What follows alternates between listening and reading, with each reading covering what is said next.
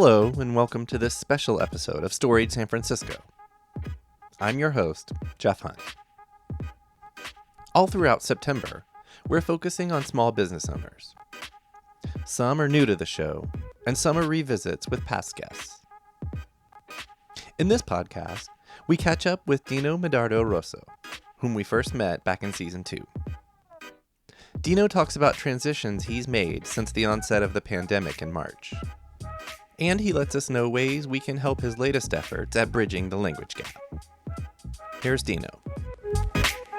So my story, SF and beyond, is my name is Dino. And a few years ago, I started a business in San Francisco in the Bay Area called Lingo.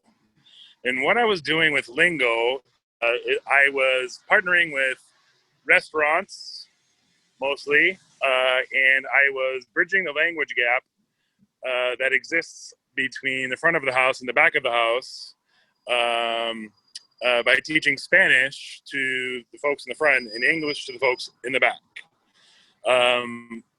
Because, it doesn't matter really where you go, what kind of restaurant you're in. It could be a Mongolian restaurant. The kitchen staff is 99% for sure going to be Spanish speakers. Right. So, it causes a lot of problems. So that's what I was doing for a while. And then I actually became the official Spanish teacher of the San Francisco Fire Department. I was helping first responders, assist people that only speak Spanish in the city. And then I started doing some stuff with UCSF, helping social workers reach out to their clients in the Latin community. So, things were chugging along real well, making a lot of inroads. And then, the pandemic came and changed all of our lives. In a nutshell, what happened within a very, auspiciously short time period was kind of within a week. Once all the restaurants closed, my business pretty much tanked. But, I said to myself, well, I still have my high school teaching job. And then I got laid off like 2 days later. I'm so sorry. And I was like, and then I was like, oh, well, I don't have a sugar daddy. And I'm, a teacher. We don't make money, so I guess I can't afford to live in my apartment in San Francisco anymore. And so I just sort of surrendered myself to the idea of just letting my apartment go and seeing where the winds blew me. Okay.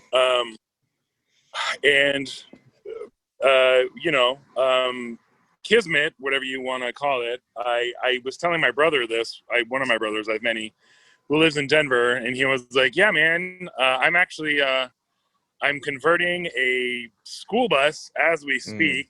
Mm-hmm. For my wife and my kid. We're just going to go take our family life on the road. And I was like, no shit, that's crazy. And then I was like, well, I don't know. Why don't we just all do the same? Build me one. Make one for me. Make it while you're at it. I'll join. While you're at it, we'll make a family caravan. And then I was like, that's actually not a bad idea. Because when I was working with the restaurants in the fire department, I was running all over the place all the time, which was great for my waistline. But, I was just sort of like, you're late. This meeting is late.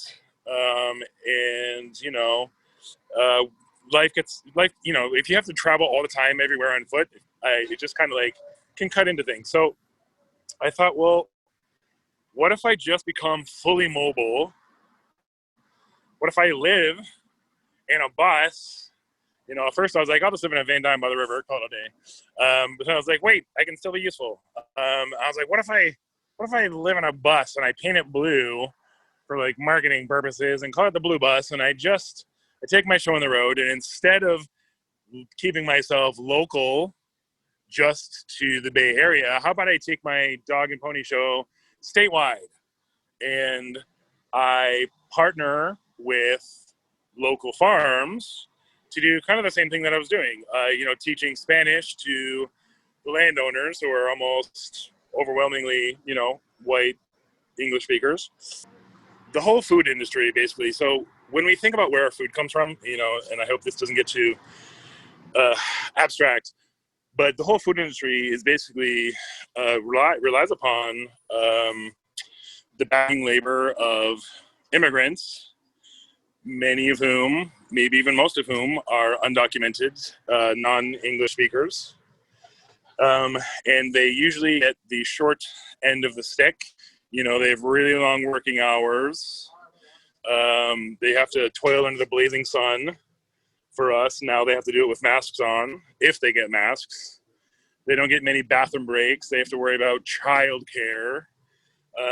Because their lives are transitory, they're migrants. They follow the crops. They don't have time to really set up any community and really avail themselves of social services, healthcare. They can't vote. So they're really a disenfranchised community. So, I found this just by talking to all the kitchen folks that I was working with. So when I decided to live in a van, I was like, hey, why don't I do the same model but extrapolate it to the whole sort of state, writ large. So right. I reached out to some local farms and asked if they would be interested, and they said, heck yeah, we'd love to be able to communicate with our field workers. And I think part of this for me is not just to help white people talk to brown people, to boss them around and tell them what to do.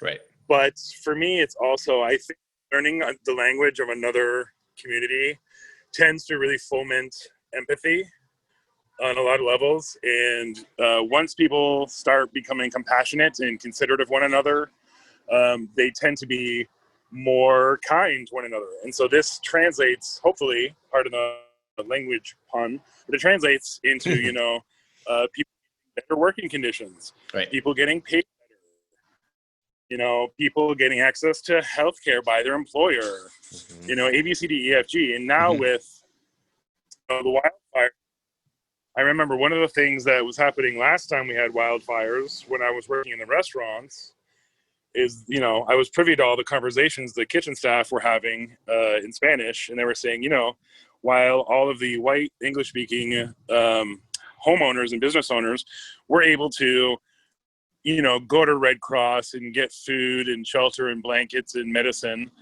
a lot of these field workers didn't want to be visible. They didn't want to be on a list.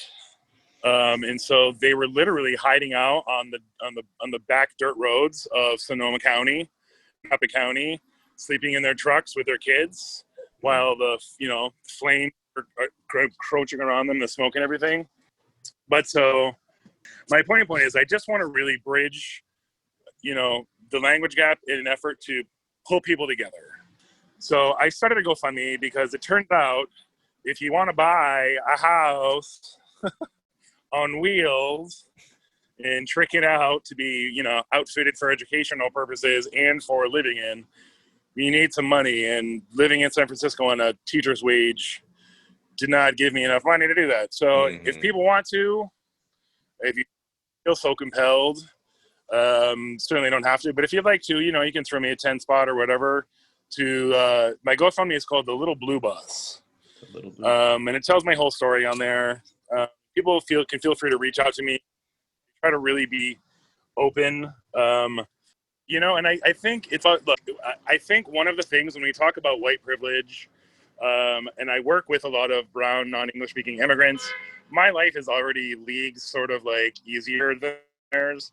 So I am not going to sit here and cry about, I lost this, I lost that, I lost this. I mean, we're talking about people who are not in their own homeland. Right. ABCDFG. So I just sort of wanted to keep the I had, and I just parlayed it into this thing. And I think this is actually going to be a more fun, mobile, new venture that'll reach out further than what I was doing before. So, I think out of the ashes often comes new growth. So I'm really excited about that, and I'm embracing this new opportunity.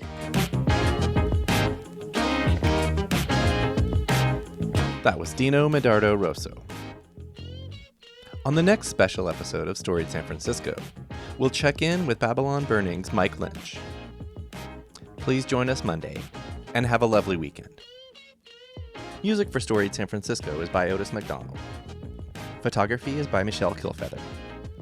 The show is hosted and produced by me.